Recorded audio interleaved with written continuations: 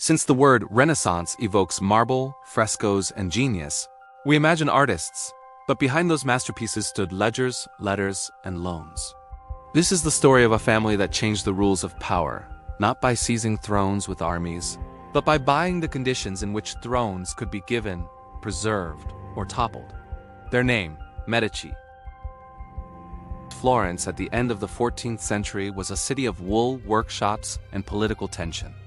Merchants hustled, guilds fought for influence, and the city lived by credit as much as coin. Into that landscape stepped Giovanni di Bicci de' Medici, a man unremarkable by birth, remarkable by method. Giovanni learned that profits come not just from trading cloth, but from becoming the house that holds other people's trust. He organized vaults, standardized accounts, and crafted relationships with local magnates and the church. He did something simple and radical. He made banking into a repeatable product. Branches with the same practices, the same accounting, the same name. By the time he died, the Medici had planted roots across Italy. Cosimo di' Medici, Giovanni's son, inherited a machine. But machines need strategy. Cosimo was less interested in lavish displays than in shaping the climate in which Florentine commerce would flourish. He lent to guilds, to popes, to exiles, and sometimes to enemies. Loans were political instruments. A favorable loan could buy influence. A timed refusal could cripple a rival. Two instruments stood at the heart of their rise: credit networks and patronage. The Medici offered credit lines across Europe, to merchants in Bruges, to bankers in Avignon, to contractors building bridges. Credit allowed merchants to expand trade beyond one harvest, and the Medici profited from rooting that expansion through Florence. At the same time, they spent heavily on culture. Cosimo bankrolled humanists and artists not merely for vanity. Art functioned as diplomacy. A chapel, a public piazza, a commissioned altarpiece, each was an argument that Florence was the rightful center of Christian learning and commerce. Through culture, the Medici manufactured consent. They turned admiration into political capital. The Medici's entanglement with the church defined both European finance and the religious politics of the era. Lending to cardinals and popes was dangerous but intoxicatingly powerful. Favor from the Vatican opened diplomatic doors across Christendom. In exchange for loans, the Medici received contracts, privileges, and eventually the ability to place their own kin into ecclesiastical positions. This produced paradoxical consequences. The family that advanced learning and humanism also became the architect of papal politics, arbitrating the very moral debates their sponsored scholars would energize.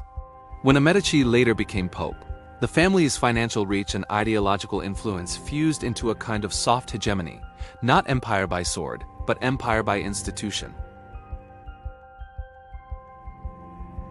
To understand the Medici's power, you must understand the mechanics. They'd perfected double-entry bookkeeping before many of their rivals. They standardized bills of exchange so merchants could convert accounts across currencies without moving physical coins. Their branches used the same weight standards for coins, and their correspondence network allowed near real-time intelligence about political crises. News was as valuable as gold. They were pioneers of letter credit and foreign bills, which let merchants buy silk in Constantinople, ship it to Genoa, and pay a Florentine supplier in Florence without physical gold crossing every border. The Medici earned commissions, fees, and interest, but their real profit came from the information asymmetry. Knowing before others who would default, which contract would succeed, which noble would rise. Power breeds enemies. In 1478, the Pazzi conspiracy, an assassination plot, detonated a near-political civil war. The Pazzi family, backed by some rival factions and external powers, tried to overthrow Medici control. They murdered Giuliano de' Medici in the cathedral. But politics, not brute force, chose the response: a public denunciation, a reconfiguration of alliances, and an even more sophisticated use of patronage to regain loyalty. Then came the harder test: liquidity crises. Florence depended on trade. Waves of famine, war, or default could cascade through the bank's balance sheet. The Medici survived because they diversified. They held lands, they allied with other banking houses, and they embedded themselves in governance so tightly that the city's survival was intertwined with theirs. The lesson: to be powerful, a banker must be indispensable. Ask a Florentine to point to a Medici monument, and they will not point to a vault. They will point to art. Michelangelo's David, Brunelleschi's dome, Botticelli's paintings, these are the Medici's most durable capital. Patronage created a cultural bank where deposits were paintings and public works. These cultural assets appreciated socially, politically, and economically. Furthermore, the Medici fostered humanism. They invested in scholars who would reframe political thought, law, and civic identity. That intellectual capital fed the economy by producing educated bureaucrats, improved treaties, and more effective trade negotiation.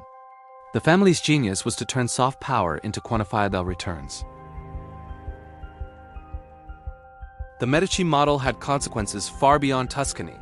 Their banking techniques spread across Europe, influencing the Fuggers in Augsburg, the Bardi and Peruzzi in Florence, and later the great banking houses of Amsterdam and London.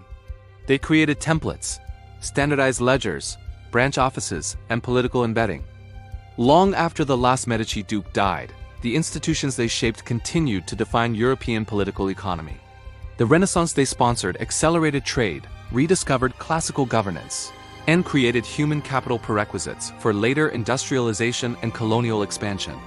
In short, when you credit the Renaissance with modernity's birth, you credit the Medici with underwriting that birth. Power rarely looks like power when history is kind. Often it looks like a ledger, a commission, a statue. The Medici remind us that a family's greatest legacy can be both beautiful and ambiguous. They gave the world its masterpieces and its modern financial methods. They taught rulers how to borrow, patrons how to invest, and cities how to brand themselves. If you watch a fresco in Florence today, remember, behind the pigment was a contract. Behind the contract was a bank. And behind the bank was a family who understood that money, like art, shapes how people imagine the world. If you want more stories of money and power, the families, the banks, the bargains, subscribe to the Human Archive. In our next episode, we'll meet the Fugger Dynasty, the men who financed emperors and made kings into clients.